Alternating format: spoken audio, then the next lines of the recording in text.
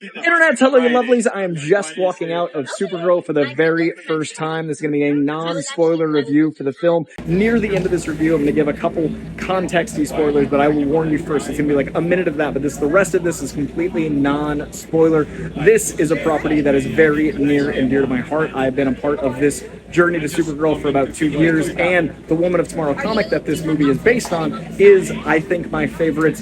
It's in my top 10 DC comics ever, and it and Mr. Miracle are my favorite modern DC comics of all time. So this meant a lot to me to see, and I want to kick this off with saying it is so special to see a new hero be born for an entire new generation of little girls. I've never been a little girl myself. I also don't have kids yet, but I remember thinking during this, I was so excited for my kids, when I have them, to have a girl that has so much depth and layers, that this hero gets to be so much more than just super. Like, Supergirl gets to be more than that, and that's because largely that Woman's Tomorrow comic has so much depth and so much darkness, and we get to see that here with Milly Alcock.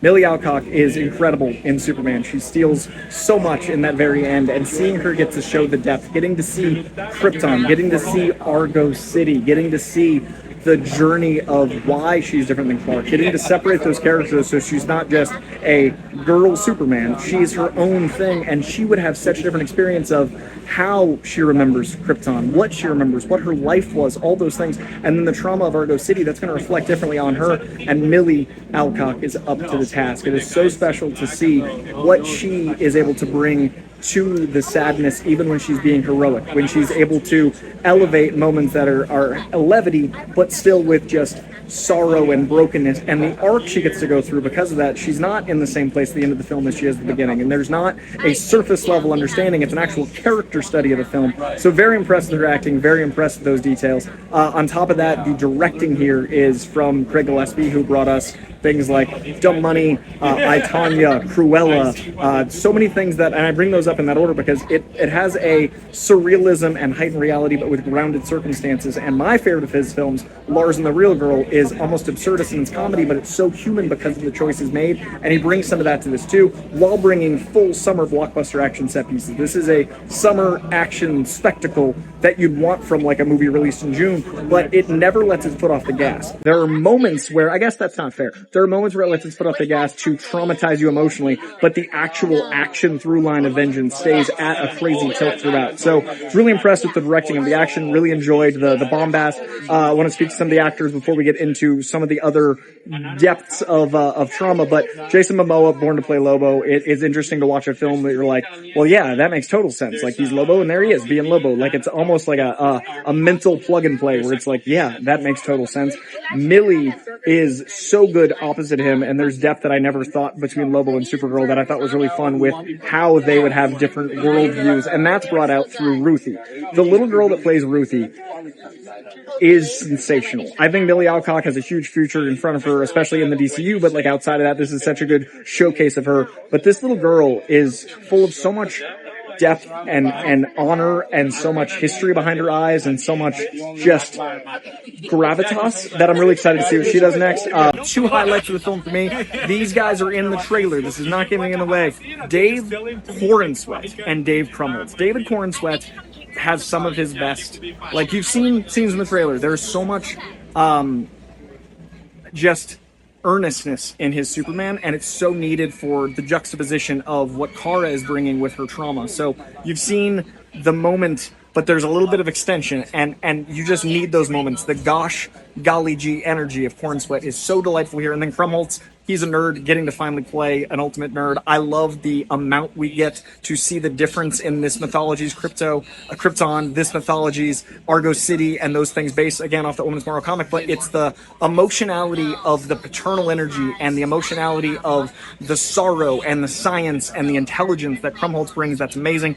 The woman who plays his wife, Kara's mother, is also incredible. I didn't catch her name, but she is amazing. I've been a Krumholtz fan forever. It's why I know so distinctly this man and his work. He is so good in this. And then all of those elements really shape the supporting cast. Krem, however, and now we're going to get into some slight negatives. We're going to go into things, and again, spoiler-free.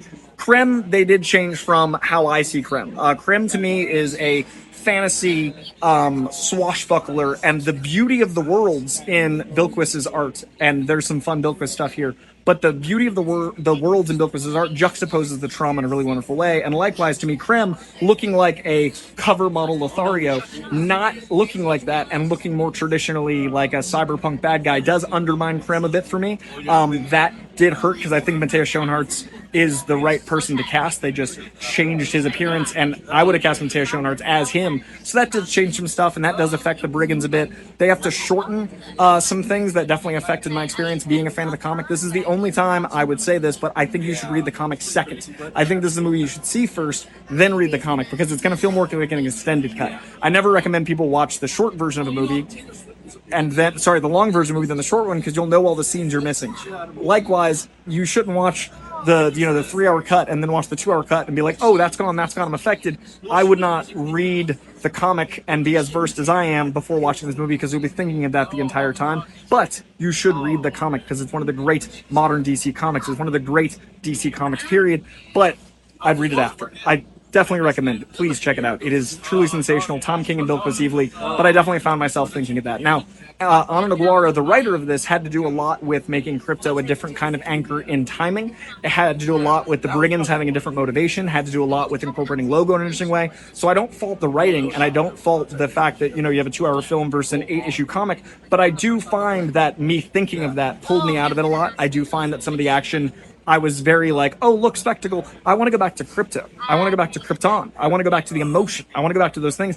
But everyone else, not everyone else, but a few other people I talked to, when I told them that, they were like, oh, I didn't want as much Krypton. I wanted more of the things that were action. So I'm in the minority of the people I talked to. I wanted more of that depth and trauma and those elements. But unfortunately, it's not able to do that in 2 hours. So very different experience for me than some of the other people I saw, but those are some of my negatives. I didn't love Krem as much as I did in the book. I didn't love the tightening of certain things that had to be done, frankly, for a 2-hour runtime, and those things definitely affected my experience. But overall, if you want to have a new big summer blockbuster, and especially something for young girls to identify with as a hero, if you want to have this punk rock energy, the soundtrack is amazing. Wet Leg is in the soundtrack, and I love them. They're a new discovery that I'm delighted by. That energy, that punk, that girl power without it being cloying is absolutely on display here, while also furthering the mythos. Those were my light spoilers, my slight negatives. There are things that build up Krypto. Sorry, I keep doing that. That build up Krypton, and there are things that add to the mythology, and there are things that beautifully empower this growing DC universe. But I do have some foibles. If this video does well, I'll do a spoiler review. If you guys want to see some of my negatives in a bit more drawn out, I'll do a spoiler review, because most of them are spoiler based. But it is not as good as Superman to me. I shouldn't say as good. It is not as favored in my list as Superman. It might be more for other people. Some people might like this more than Superman. I personally didn't. I give Superman an A. This is more of a B- for me in my experience. And again, I can get into that more with spoiler stuff, but check out Supergirl in theaters, because you do want to have this spectacle, and that is what it is, a big summer spectacle. See it big, see it loud, and let me know what you think in the comments below. And then read the comic. Check out Woman of Tomorrow from Bill Quist, and Tom King. It is an all-timer, and I would highly, highly recommend it. Let me know in the comments what you thought of this review. Let me know what you thought of the movie. Let me know what you thought of the comic if you've read it.